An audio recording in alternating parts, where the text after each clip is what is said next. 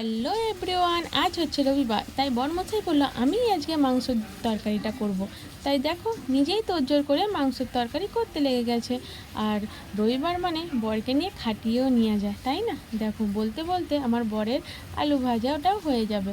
নুন হলুদ দিয়ে দিয়েছে আলুতে, ভাজাটাও হয়ে গেল। তার তেলের মধ্যে যেমন মাংস কষে, তাই জন্য দেখো গোটা গরম মশলা, তেজপাতা, শুকনো লঙ্কা দিয়ে পেঁয়াজ টমেটো দিয়ে আদা রসুন বাটা, নুন হলুদ গুঁড়া লঙ্কা গুঁড়ো দিয়ে ভালো করে কষে নিতে হবে। নেওয়ার পর মাংসটাকে প্রথমেই আমরা নুন হলুদ লঙ্কা গুঁড়ো আর কাঁচা সর্ষের তেল দিয়ে একটু মাখিয়ে রাখলে না মাংসটা বেশ ভালোই লাগে খেতে।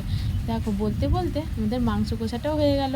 তার মধ্যে মাংস দিয়ে কষিয়ে আলু দিয়ে আর তারপরে জল দিয়ে ফুটে নিলেই আমাদের মাংসর তরকারি রেডি। আর দেখো বলতে বলতে হয়েও গেল। ভিডিওটা যদি ভালো লেগে থাকে অবশ্যই লাইক শেয়ার কমেন্ট করবে, আর মনে করে সাবস্ক্রাইবটা করে দিও। দেখো ফ্রাইড রাইস কষা